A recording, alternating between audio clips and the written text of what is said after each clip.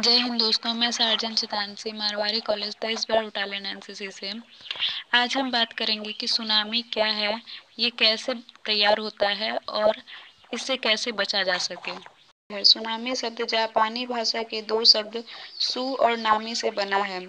सु शब्द का शाब्दिक अर्थ बंदरगाह और नामी शब्द का शाब्दिक अर्थ तरंग है और इस प्रकार सुनामी शब्द का अर्थ बंदरगाह तरंग होता है। इस शब्द की रचना जापान के उन मछुआरों द्वारा की गई है जिन्होंने कई बार खुले समुद्र में तरंगों का कोई विशिष्ट हलचल न होने पर भी बंदरगाह को उजड़ा देखा था। इसलिए उन्होंने इस परिघटना को सुनामी अर्थात बंदरगाह तरंग का नाम दे दिया। मगर दोस्तों, हम सभी जानते हैं कि सभी सुनामी बंदरगाहों के आसपास ही नहीं आती, इसलिए सुनामी शब्द भ्रामक है। सुनामी को ज्वारीय तरंग नाम से भी जाना जाता है, लेकिन सुनामी का ज्वारीय तरंग से कोई संबंध नहीं है, इसलिए सुनामी को ज्वारीय तरंग कहना भी भ्रामक ही होगा।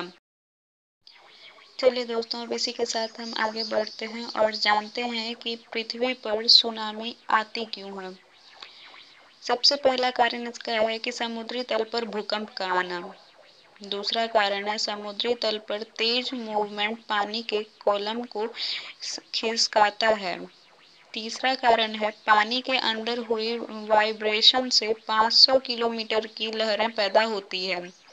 चौथा कारण है समुद्र तट से पानी वापस अंदर लौटता है और पांचवा और अंतिम कारण है सुनामी पानी के अंदर तेज चलती है लेकिन तट पर पहुंचकर रफ्तार कम लेकिन ऊंचाई बढ़ जाती है। अभी तक आप ये जान चुके हैं कि सुनामी क्या है और ये कैसे उत्पन्न होता है। अब आगे बढ़ते हैं।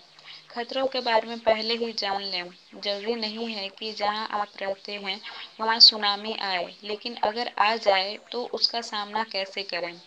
इस महत्वपूर्ण घटना के बारे में जानें। आप संभवतः खतरे में भी हो सकते हैं अगर आपका घर, स्कूल या कार्यस्थल समुद्र के पास एक तटीय क्षेत्र में है। आपके घर, स्कूल या कार्यस्थल की भूमि की ऊंचाई समुद्र के स्तर पर फ्लैट है। अगर आपको अपने घर, स्कूल या कार्यस्थल की भूमि की ऊंचाई के बारे में नहीं पता है तो पता लगाइए। कुछ स्थानीय अधिकारी भूमि की ऊंचाई को खतरे की घंटी या चेतावनी मानते हैं। यह चेतावनी के संकेत हैं जो दर्शाते हैं कि आपके क्षेत्र में सुनामी आ सकती है। आगे बढ़ते हैं और जानते हैं कि इसमें जोखिम की कमी क्या हो रही है। कानून और संस्थागत ढांचा सृजित करना, खतरा और असुरक्षा विश्लेषण, जोखिम प्रबंधन के लिए योजना बनाना, समुदाय और सरकारी एजेंसियों का क्षमता निर्माण, जोखिम प्रबंधन की तकनीकी अपनाना, पूर्ण चेतावनी प्रणाली स्थापित करना, जोखिम प्रबंधन में वित्तीय संसाधनों का प्रयोग करना। इन सभी बातों पे हमें ध्यान रखना है। प्रेरणा कार्य तंत्र और एसओपी का प्रयोग करना, तत्काल बचाव और राहत का अनुकरण करना, समुदाय और स्वैच्छिक संगठन, स्थानीय निकाय और सरकारी समन्वय की भूमिका का समन्वय करना, प्रभावी सूचना प्रभार की स्थापना, मॉनिटरिंग और मूल्यांकन पर ध्यान देना।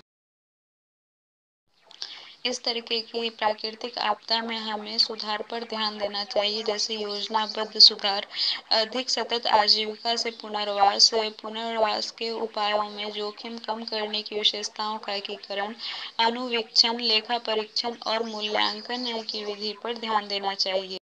दोस्तों, ये थी सुनामी से जुड़ी कुछ प्रमुख जानकारियाँ। अगर आप ऐसी किसी परिस्थिति में फंस जाते हैं तो इन नंबर्स पे कॉल करके अपनी और अपनों की जान बचाई जा सकती है। जय हिंद।